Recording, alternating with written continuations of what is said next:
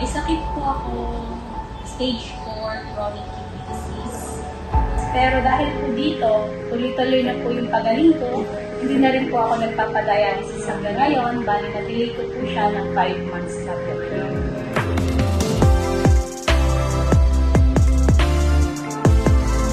Hi, good morning po. Ako po si Nia Angela Ramos from Bicol po. Kasalukuyan po akong nandito sa Albay, Tau Elevate. Dati po akong may CKD, stage 4 chronic kidney disease po. At dati din po akong empleyado sa call center industry for the past 12 years. So ngayon po ginagawa ko tong business na to dahil po nagustuhan ko po yung products at dito po dahil sa product na to, dito po nagbago lahat sa akin. Dito po nagbago yung buhay ko. Nabigyan po ako ng another chance na gumaling dahil isinabay ko po siya doon sa mga reseta po sa akin na gamot, katulad ng Keto Analog. Tapos noon po kasi, niresetahan po ako ng doktor ko ng 4 na gamot. May kasama pa po yun na injection na weekly. Tapos, ni-require na din po ako for dialysis. Pero dahil po dito, tuloy-tuloy na po yung pagaling ko, hindi na rin po ako nagpapadialysis hanggang ngayon. Bali, na-delay ko po siya ng 5 months na po. Bali po sa tagal ko po na nagtatrabaho sa call center, dahil na rin po siguro sa lifestyle, yung madalas ko po kasi kinakain is yung mga instant coffee, instant noodles, puro fast food po yung kinakain dahil madalian, naka-overtime po. Nasira po yung kidney ko. So, later on po, lumabas yung mga simptomas sa akin, na madalas po sumasakit yung dito ko, hanggang dumating na po sa point na lahat po ng lab test ko, lumalabas po yung resulta na nagkaroon na ako ng CKD stage 4 po. So, nag-second opinion po ako kasi una po ayoko maniwala. Kasi, ang hirap po tanggapin nandun ako sa part ng denial. So, nag-second opinion ako, nag-third opinion. Sad to say po, pare-pareho po yung lumabas. Pare-pareho po yung findings sa akin ng mga doktor. So, yung nephrologist ko rin po, yun po yung nagsabi sa akin na kailangan ko na rin pong maghanap ng magiging kidney donor within 5 to 7 years now from now. So, isa nga po yung sa nagiging hindrance kung bakit po nagkaroon din ako ng sobrang stress sa katawan, na parang nawala na rin po ako ng pag-asa kasi napakahirap po maghanap ng donor po sa panahon po ngayon. As a single parent din po, meron po akong anak. 4 po sila na umaasa po sa akin. Hindi ko na po alam kung paano ko mapoprovide yung mga pangangailangan natin. Umabot na rin po na yung panganay ko po anak.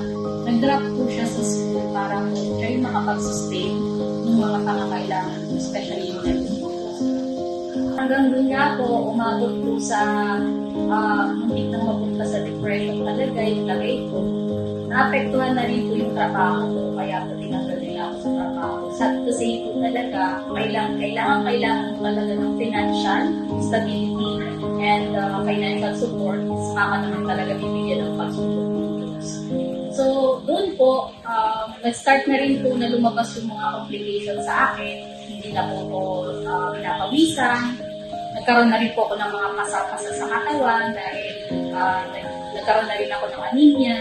Nagkaroon ako ng blood sa ihi, protein sa ihi.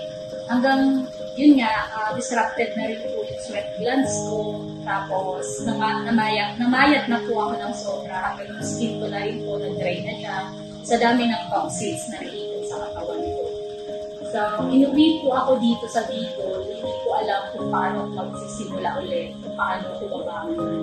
Hanggang isang araw po, yung good friend ko na itinuturing kong angel ng buhay ko, dumalaw po siya sa akin sa panahon na ako ay miserable. Binigyan niya po ako nitong food supplement, ito pong Elevate in 1. Ang sabi niya lang po sa akin, sana makatulong sa'yo, subukan mo lang. So para sa akin naman po, wala naman po kasing mawawala. Kasi nandun na ako sa part na wala na na parang nag-give up na ako. Sabi ko kung makakasira man siya sa akin, kung oras ko naman, kunin ako ni Lord. Yun lang po. Pero hindi ko po inaasahan na after 3 days ng pag-take ko po nito, sinabay ko lang po siya doon sa aking mga maintenance medicines. nakita ko na po yung improvement, yung resulta. Unti-unti na po akong nagpapawis, lumakas na rin po yung pag-ihi ko, medyo naging clear na rin po yun, tapos wala na rin po yung mga bula-bula. And then, yung mga pasa ko po sa katawan, medyo nabawasan na sila. Hanggang sa isang araw, pansin ko rin na ang sigla-sigla ko na. Nagkaroon ako ng bagong buhay, nagkaroon ako ng bagong pag-asa. Sobrang saya ko po.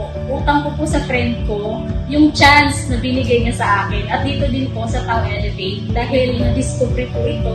At gusto ko rin po sana na sa way na ito o sa ganitong pamamaraan man lang, ma-share ko din yung magandang nangyari sa akin. At makatulong din po ako sa mga may sakit, lalo na po sa mga may sitwasyon o sakit na katulad po sa akin. So, yun lang po ang masasabi ko. Thank you so much. Bye!